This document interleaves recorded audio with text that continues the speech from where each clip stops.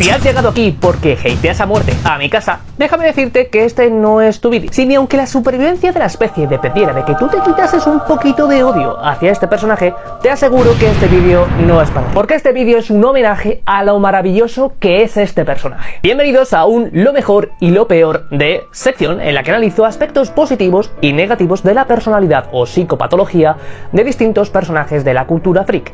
Y hoy tenemos el caso de Mikasa Ackerman. Sabemos que Mikasa Ackerman a muy temprana edad ha sufrido las secuelas del trauma temprano.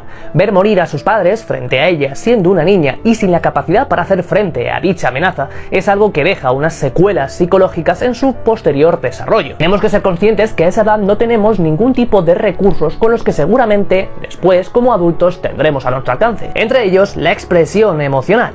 De ahí que gran parte de los recuerdos y emociones de Mikasa se aprendieran a minimizar, reprimir o incluso ocultar, ya que mostrarlo podría ser señal de vulnerabilidad debido a su pasado. De niña ella sufre dos eventos traumáticos que han podido derivar en lo que llamamos trastorno de estrés postrauma: la muerte de sus padres y su posterior secuestro, que aunque la serie no nos lo especifica, es bastante probable que se produjesen abusos y maltrato físico. De ahí que muchas de las secuelas de este tipo de traumas y de trastorno de estrés postraumático se puedan ver reflejados en pesadillas, ansiedad, miedo persistente e incluso una dificultad tremenda a la hora de entablar relaciones con otras personas, algo que vemos en Mikasa. La relación entre Eren y Mikasa daría para un análisis en exclusiva.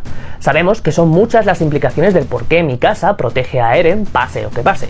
Sin embargo, la psicología nos brinda herramientas para ver cómo funcionan los vínculos entre estos dos personajes.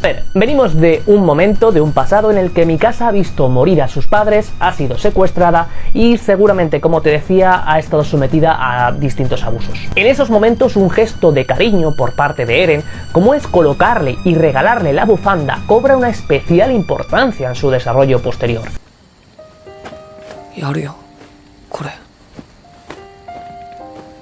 Es el gesto que le enseña lo frágil y doloroso que puede llegar a ser el mundo, pero también lo bonito y sensible que tiene algunos aspectos de la raza humana, las dos caras de la misma moneda, el dolor y el placer. Tanto es así que la propia bufanda cobra un especial protagonismo en la marca, en la seña de identidad de este personaje, seña de su identidad y algo a lo que recurre en los momentos en los que se siente frágil y vulnerable. Y si tenéis alguna duda podéis revisionar el manga o ver algunos capítulos del anime en los que veáis a Mikasa en cierto modo sentirse vulnerable y veis cómo recurre a esa bufanda, porque es un símbolo de su protección. Todos nosotros tenemos ese tipo de símbolos, ese lugar, ese objeto, esa actividad o incluso esa persona con la que nos sentimos reconfortados, a gustos, cuando de alguna forma estamos pasando un mal momento y necesitamos sentir esa protección y ese cariño. La mayoría de víctimas de eventos traumáticos suelen vivir procesos psicológicos parecidos, tendentes a la pérdida de la inocencia o a una mayor maduración emocional antes de tiempo. Muchos niños se convierten en adultos antes de tiempo. En Mikasa tenemos el reflejo de cómo ella es la única con una mayor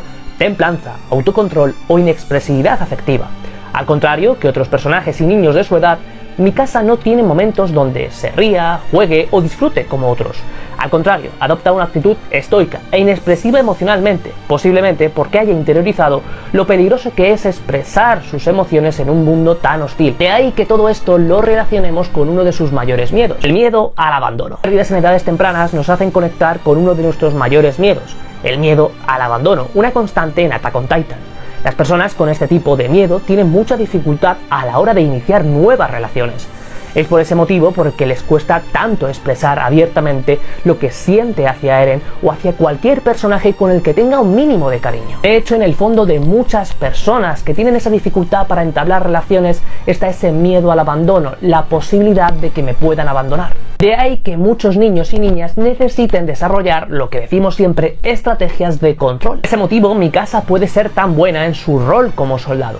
No le falta actividad, ojo, para escoger actividades como la actividad física, entendiéndose como una actividad en la que poder centrarse en el cuerpo o en desempeñar un rol como un trabajo, oficio o incluso un hobby, algo que pueda ser de alguna forma tremendamente protector contra futuras amenazas o situaciones de vulnerabilidad. Las personas que han sufrido situaciones parecidas a las de mi casa, de maltrato, de abandono, de estrés constante, el estrés post-trauma, buscan muchas veces desarrollar a través de este tipo de estrategias la búsqueda de actividades en las que centrar sus esfuerzos para sentir la sensación de que controlan y de que esa actividad, por así decirlo, en cierto modo las protege, al menos que reduce bastante la situación de vulnerabilidad e incertidumbre. Se vuelven expertas en estas áreas en las que se sienten completamente seguras, ya que lo contrario implica tolerar una fuerte sensación de vulnerabilidad y fragilidad que han aprendido a evitar. Ahora bien, seguramente que con todo esto nos estemos preguntando cuáles son los rasgos más característicos de mi casa y si de alguna forma esto es extrapolable a la vida adulta o a la vida real incluso. Y evidentemente que sí, porque este anime de alguna forma lo que refleja es a la perfección cómo funciona la realidad.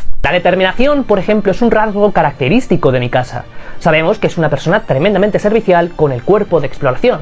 Mi casa siempre antepone sus responsabilidades morales a sus propias emociones. Ahora bien, cuando mi casa pierde lo que ella considera valioso, lo que para ella supone una gran parte de su estabilidad vital, mi casa conecta con su mayor trauma, el abandono. En este caso, cuando Eren desaparece e incluso se le da por muerto, la mayor manifestación que tenemos del mundo emocional de mi casa es la rabia. Y tiene todo el sentido del mundo que cuando pierdes a quien quieres te sientas furiosa, cabreada, que la impotencia y el dolor nublen tu juicio. Pero como tú y yo sabemos, mi casa posteriormente continúa en base al recuerdo que tiene de Eren. Y esto es la muestra para poder afirmar que mi casa es uno de los personajes que más nos costaría desestabilizarla psicológicamente, como consecuencia de todo lo que ha pasado. Ahora bien, seguramente te estás preguntando ahora de qué forma nos podemos identificar con este personaje, o incluso podemos ver a este personaje reflejado en algún amigo, algún familiar o algún conocido que haya pasado por situaciones ligeramente parecidas. Para empezar, la tolerabilidad a sus propias emociones. ¿Te has fijado en esa persona que pasa por momentos muy dolorosos y le cuesta digerir lo que ha procesado o incluso que le cuesta expresar lo que está viviendo? Segundo, el propio sistema moral, el sistema de normas que tenga esa persona.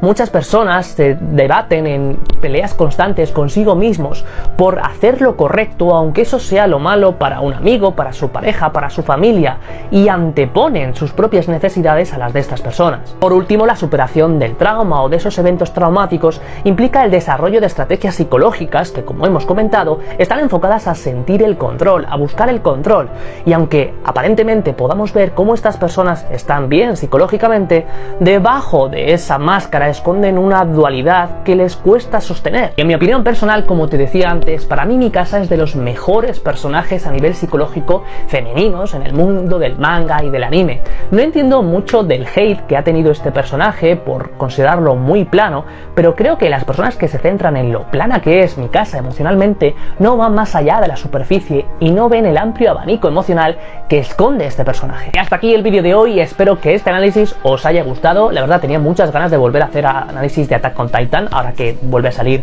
lo que queda del anime. Si este vídeo os gusta y queréis que analice a más personajes de Attack on Titan, déjame tu comentario con quien quieres que analice, tu personaje favorito o de algún otro manga o anime que quieras que analice por el canal. Y por supuesto, si es la primera vez que me ves y no estás suscrito, oye, ¿a qué estás esperando a formar parte de esta gran comunidad? Nos vemos en próximos vídeos, un saludo y hasta la próxima. Hasta luego.